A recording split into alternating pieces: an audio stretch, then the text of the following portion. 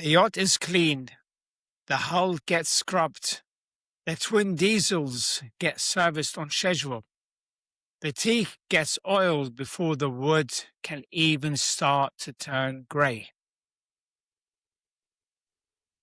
But look at the man standing right next to it. His body tells the truth about everything he let slide. You don't have a money problem. You have a maintenance problem. This is Iron Suits, where strength wears a crown. I am Marwan Kilu.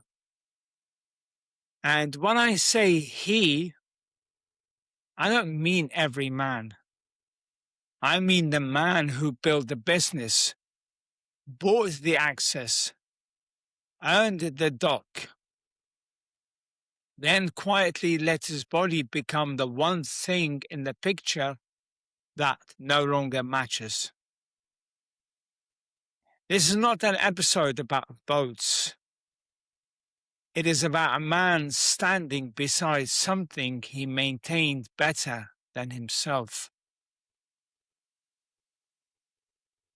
It's coming, August, the marina, early morning. It's that quiet kind of wealth. No one is shouting. The lines are coiled tight. The stainless steel catches the sun. Nothing here is allowed to drift. If something is off, you see it straight away. He's here. He earned his place on the dock. The work was real, and that's not the issue. But watch him step from the dock onto the deck. The gap isn't wide. It never is. But his foot hesitates. He takes half a second longer than he used to. It's not a stumble. Nobody else would even clock it. But it's a heavy, careful shift. A slight adjustment of a man carrying more than he carried last summer. Less balance, less certainty. His hand hits the rail to steady himself. And then, before he even stands up straight, before his brain even processes the view, his other hand twitches. He pulls his linen shirt down. Automatic. He knows the shirt pull is not fashion. It's damage control. He puts the sunglasses on fast. He scans the deck. He's not looking at the water. He's looking for where to stand. Which angle hides the gut?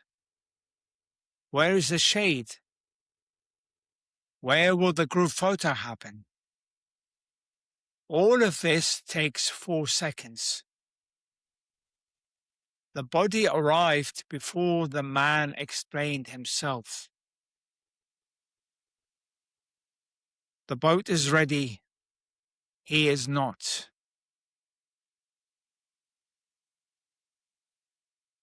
Look at what gets checked. Before anyone arrives, he checks the deck. Lines, rail, teak. Anything off gets handled before guests ever see it. The hull gets hauled out twice a year. On schedule, before the season starts. He knows what a neglected hull costs. Speed, fuel, pride. He's not the man who finds out the hard way in open water. If the engine sounds different, he hears it. If something feels off, he doesn't wait for it to become a problem. Small neglect gets expensive fast. The teak gets oiled in spring before the grain dries out. He spent enough on that deck to know neglect gets expensive. The engines have a logbook in the cabin, hours logged, every service recorded, fluid levels read before he starts them. He is not the man who gets stranded. He is not the man who has to call for help. The ropes, the electrics, the navigation, all checked. Because the sea doesn't care that he was busy. When something is off, he doesn't say he'll deal with it next trip. He deals with it now. He would never let the boat drift this far. That is what makes his body hard to defend. Here's something he's never said out loud. The body runs everything else. Not the business, not the yachts, not the house, not the watch, not the title. The body. The body walks into the room before the reputation does. It sits across the table when the deal matters. It gets through the 6-hour flight, landing at midnight, only to sit through a 3-hour dinner where he has to stay sharp while everyone else is drinking. It carries pressure no one else sees. It stands beside his wife at the event, wearing a jacket that fits tighter than it did 6 months ago, holding a glass of water, trying to project power while the jacket does the opposite. It carries the stress home, dragging it into bed at 2 a.m, waking up stiff at 6 to do it all over again. Everything he built still has to move through that body. It is the thing his children look at when they think of strength. It is what everyone sees before he even opens his mouth to speak about his revenue or his legacy. The business has a management team. The investment has an advisor. The investments even have an advisor. The yacht has a logbook. The body has good intentions and a plan that keeps getting pushed to next month. Every other thing he owns has a cycle. The body is the only one running on goodwill. And it didn't happen overnight. A month without structure became a quarter. The quarter became a habit. By August, the body no longer matched the life around it. Here's a lie success sells him. That the things around him can speak for him. The suit, the watch, the dock, the table at the restaurant, the car waiting outside. All of it can make him feel like the argument is already won. Those things can make him protected. Then the shirt comes off. The shorts go on. And the props stop helping. The Marina has no memory of what he built. The boat next to him doesn't know his numbers. The other men and this dog don't know the decisions that put him here. The wife and the friends and the camera don't reward the journey. They see the man on the deck in August.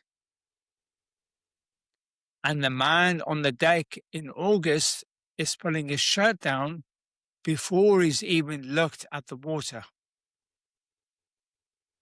What he built brought him here.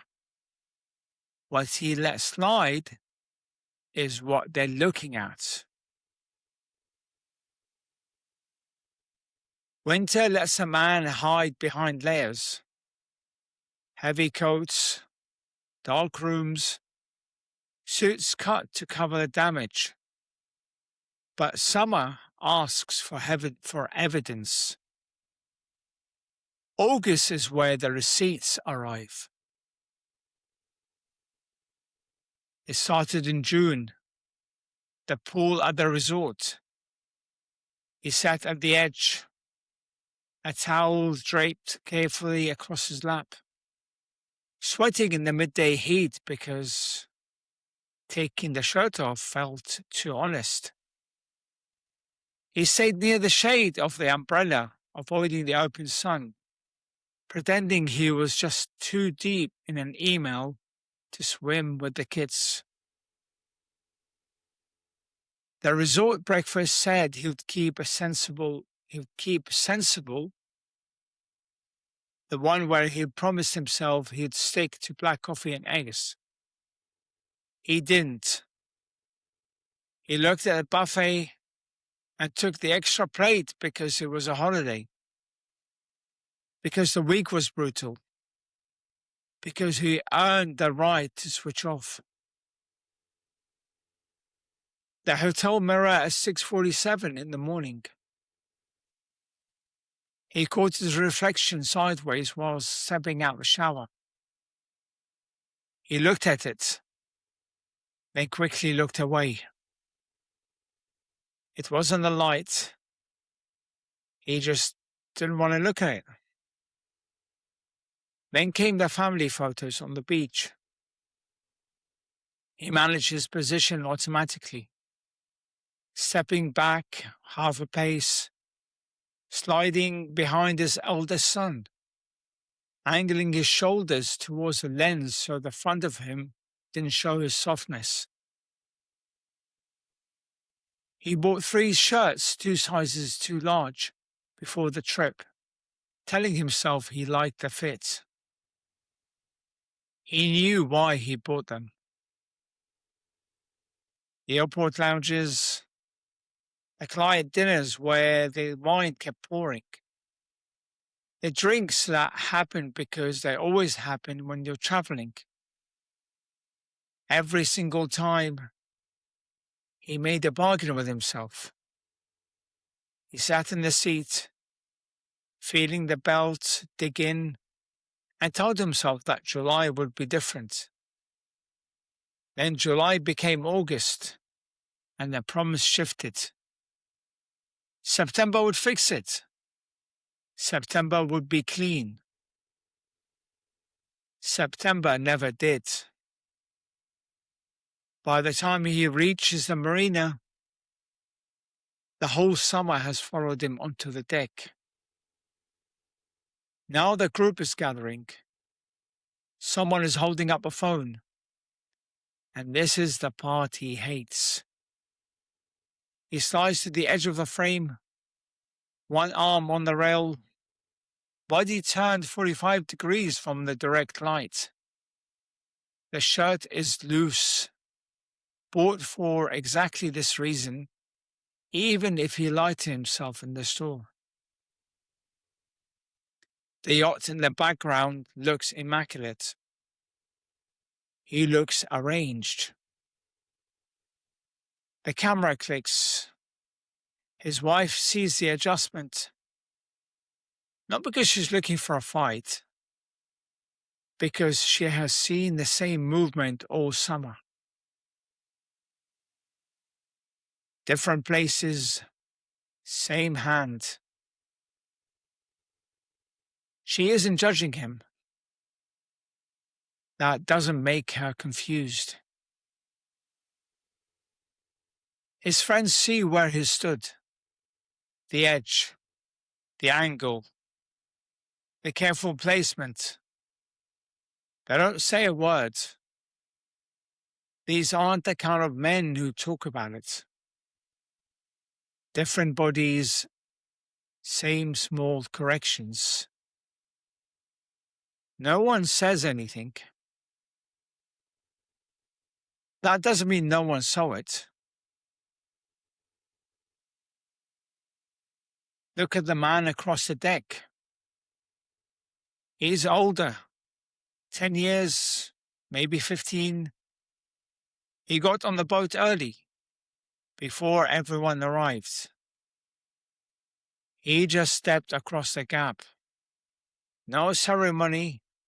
His body moved him, and that was the end of it. He isn't shredded. That's not what this is about. His hands are weathered. The shirt he's wearing is open because it's hot. Not orange, just open. Underneath it, he's solid, not performing it, just looked after. You can see it in how he moves. He doesn't check the angles for the photo. He just stands where he's standing. This is what bothers him, not the man, the ease. Because that ease used to belong to him. Before the agreements, before August became something he had to manage. September is already in his mouth. Not spoken, but ready. Same bargain, same delay, same little promise that lets today stay untouched. The excuse is already there. Familiar, comfortable, practiced. But this time, it doesn't land the same. Not with a boat under his feet. Not with a shirt still under his hand. Not with a photo already taken. Then he looks back at the boat. If the engines sounded different, he would check them. If the teak started drying, he would handle it. If the hull dragged, he would know something was wrong. He would have caught the boat months ago. That is the part that follows him home.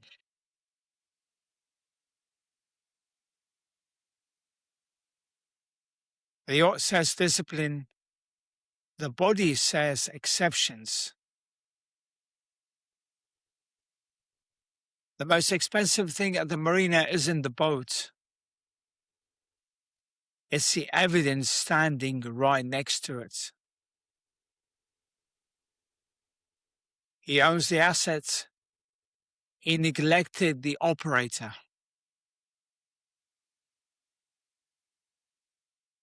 Your yacht has standards. Your body doesn't.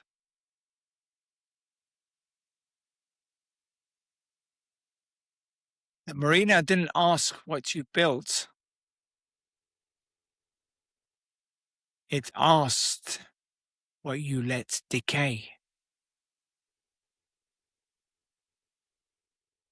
This is Iron Suits. I am Marwan Kilu.